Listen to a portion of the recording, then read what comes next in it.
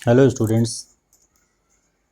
पिछले टर्म पे हम लोगों ने देखा था कि ट्रांजिएंट स्टेबिलिटी एनालिसिस यानी कि लार्ज डिस्टरबेंस की स्टडी। तो उसमें हमने पहला केस लिया था when sudden change in mechanical input. Mechanical input में सडन चेंज हो जाए तो क्या होगा, यानी कि हमने क्या किया था, ये जो मैकेनिकल पावर है इसको एकदम से बढ़ा दिया था।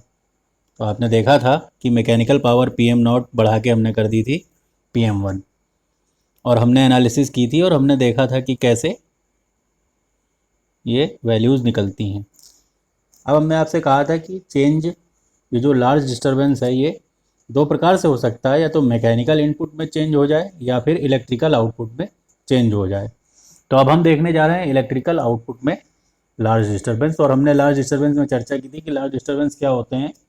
तो उसमें तो फॉल्ट हो सकता है, आउटेज हो सकता है, तो हम फॉल्ट कंसीडर करते हैं।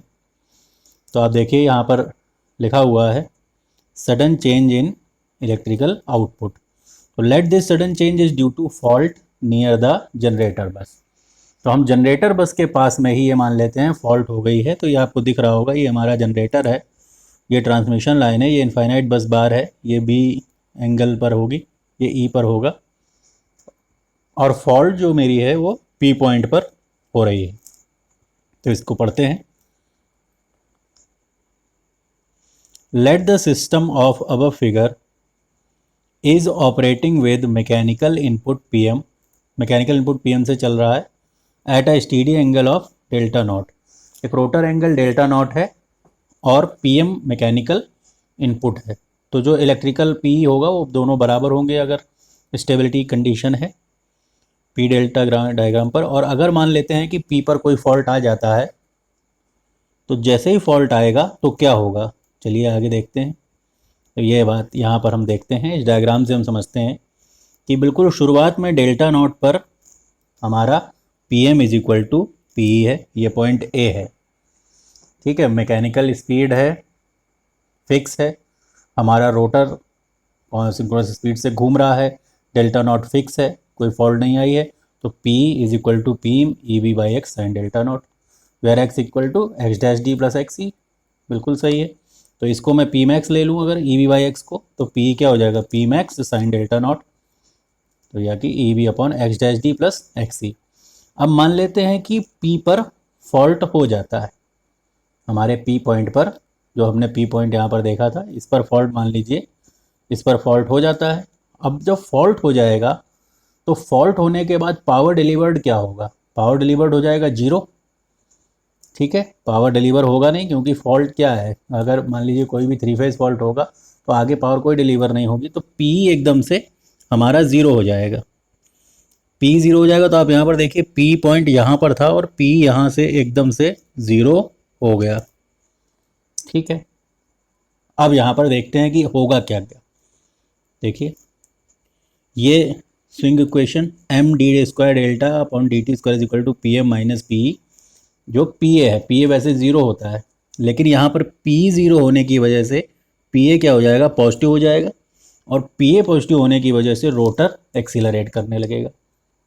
अब जब रोटर एक्सीलरेट करने लगेगा यानी कि उसकी स्पीड बढ़ने लगेगी, और उसकी स्पीड अगर बढ़ी तो due to acceleration speed of rotor will become more than synchronous speed. तो डेल्टा पर क्या फ़र्क पड़ेगा, ये भी देख लेते हैं। तो डी डेल्टा होता है omega minus omega S, omega जहाँ पर रोटर की स्पीड और ओमेगा है जहाँ पर सिंक्रोनस स्पीड। तो आप देखिए रोटर की स्पीड बढ़ रही है क्योंकि एक्सेलरेशन है, तो डेल्टा भी बढ़ेगा, डेल्टा ये बढ़ा है तो डेल्टा भी बढ़ना शुरू होगा। और हम मान लेते हैं डेल्टा बढ़ रहा है बढ़ रहा है बढ़ रहा है, और एक पॉइंट पर आकर हमने क्या किया, फॉल्ट को रिमूव कर दिया। सर्किट ब्रेकर लगा था, उससे क्या हुआ, फॉल्टी पार्ट अलग हो गया और फॉल्ट रिमूव हो गई। तो मान लेते हैं कि वो डेल्टा C तक पहुंच गया था। ठीक है, तो डायग्राम में देख लेते हैं हम। ये हमने देखा था कि जैसे ही फॉल्ट हुआ ये ज़ीरो हुआ, और ज़ीरो के बाद ये अब डेल्टा बढ़ रहा था, डेल्टा बढ़ रहा था, बढ़ते बढ़ते ये डेल्टा C पर पहुंचा है, और हमारा रोटर का स्पीड बढ़ रहा है क्योंकि एक्सेलरेट हो रहा है। अब हमने क्या किया, अब हमने इस डेल्टा C पर फॉल्ट को रिमूव कर दिया। तो जैसे ही हम फॉल्ट को रिमूव करेंगे, तो फॉल्ट को रिमूव करने के बाद ये फॉल्ट अलग हो जाएगा तो यहाँ से पावर फ्लो शुरू हो जाएगा। पी जिस रूप से फ्लो हो रहा था उसी का फॉलो करेगा। तो डेल्टा सी पर जैसे ही हम फॉल्ट को रिमूव करेंगे, ये डेल्टा सी इसी एंगल, ये जो पावर है हमारा इलेक्ट्रिकल पावर जो यहाँ चल रहा था, वो एकदम से अपने पोजीशन पे पहुँच जाएगा, क्योंकि ये पावर का पॉइंट है पी डेल्टा का ग्राफ में, तो यहाँ पर पहुँच जाएगा। ठीक है, पी, ये पी का कर्व है, तो इस कर्व में यहाँ पर पहुँच जाएगा जैसे ही हम फॉल्ट को रिमूव करेंगे तो यहाँ से। ठीक है, तो आपने देखा कि पहले जब फॉल्ट था तो ये डेल्टा नॉट बढ़ता रहा और डेल्टा सी तक पहुँचा है, और हमने सी पर एकदम से जैसे ही फॉल्ट को रिमूव किया तो हमारा जो पावर ज़ीरो था वो पावर सीधे बी पॉइंट पर पहुँच गया है। ठीक है, अब बी पर क्या होगा? तो बी पर क्या है? बी पर आप देखिए हमारी इलेक्ट्रिकल स्पीड मैकेनिकल स्पीड से ज़्यादा है। ठीक है, बी और सी के दौरान, बी से सी के दौरान electrical speed electrical power mechanical power से ज़्यादा है। जब इलेक्ट्रिकल पावर मैकेनिकल पावर से ज़्यादा है तो डिसेलरेशन की कंडीशन है। देखिए at point B, P greater than P M, तो कंडीशन कैसी है? डिसेलरेशन की है, रोटर स्टार्ट डिसेलरेटिंग। पर डेल्टा के बारे में क्या कहेंगे? चूँकि यहाँ तक रोटर एक्सेलरेट होता रहा तो स्पीड रोटर की सिंक्रोनस स्पीड से ज़्यादा होगी, यानी कि डेल्टा बड़ा होगा, delta greater than D delta by D T greater than zero होगा। ये देखिए, तो डी डेल्टा वन, तो डेल्टा आगे बढ़ेगा और बढ़ेगा और कहाँ तक जाएगा? डेल्टा वन तक जाएगा। तो ये किसी डेल्टा वन तक डेल्टा हमारा पहुँच जाता है, ये डेल्टा सी डेल्टा वन तक पहुँच जाता है और डेल्टा वन ये पॉइंट सी तक पहुँच जाता है। ठीक है, ये डिसेलरेशन है, ये एक्सेलरेशन था, ये डिसेलरेशन है, फिर ऐसे रोटेट करेगा और ये हमने पिछली बार डिस्कस किया है। ठीक है, तो अब क्या है? तो हम ये जानते हैं, as we know the rotor angle will not increase then more than delta one, delta one से आगे नहीं जा सकता। अभी डेल्टा वन मैक्सिमम डेल्टा क्या होता है वो भी हम आगे पढ़ेंगे। तो नव अब हमारे पास जो टास्क है ये तो हमने देख लिया कि अगर हम इलेक्ट्रिकल में यानी कि फॉल्ट आएगी तो क्या करेंगे, तो क्या होगा सिस्टम का, और सिस्टम कौन सा पाथ फॉलो करेगा। तो हमने देखा कि ये पावर पाथ फॉलो कर रही है। ठीक है, अब हमारे पास जो टास्क है वो है क्रिटिकल क्लियरिंग एंगल को पाने का। क्रिटिकल क्लियरिंग एंगल पर सवाल पूछा जाता है, तो क्रिटिकल क्लियरिंग एंगल क्या होगा? क्रिटिकल क्लियरिंग एंगल का मतलब है वो डेल्टा जहाँ तक हम फॉल्ट को क्लियर कर दें कि सिस्टम स्टेबल रहे। अगर उसके आगे हम, अगर डेल्टा और बढ़ता है, यानी कि ये, इसको डायग्राम से ऐसे समझते हैं, यहाँ पर देखिए आप, ये है क्रिटिकल क्लियरिंग एंगल। अगर ये डेल्टा और ज़्यादा बढ़ जाता तो ये पॉइंट सी से आगे निकल जाता, और सी से आगे निकलने पर तो फिर अनस्टेबल हो जाता। ठीक है, तो ये है कि critical clearing angle is the maximum angle before which the fault must be recovered. Fault को रिकवर कर लेना पड़ेगा, और ये delta max maximum rotor angle है, ये डेल्टा मैक्स है। ठीक है, यहाँ पर डेल्टा मैक्स लिखा हुआ है। ठीक है, ये डेल्टा मैक्स है, ये क्रिटिकल एंगल है, और ये हमारा इनिशियल एंगल है जो P M equal to P पर कर रहा था। तो ये पाथ फॉलो किया था। तो ये जो सी पॉइंट है ये यहाँ तक ही जा सकता है, यहाँ तक। अभी हमने यहाँ पर दिखाया था ये मैक्सिमम यहाँ तक जा सकता है, क्योंकि ये पी एम का लाइन है।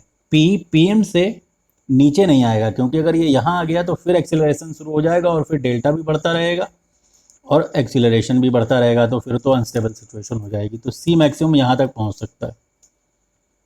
ठीक है, तो इसी को हमने, सी जो है मैक्सिमम यहाँ तक पहुँच सकता है, जिसको हमने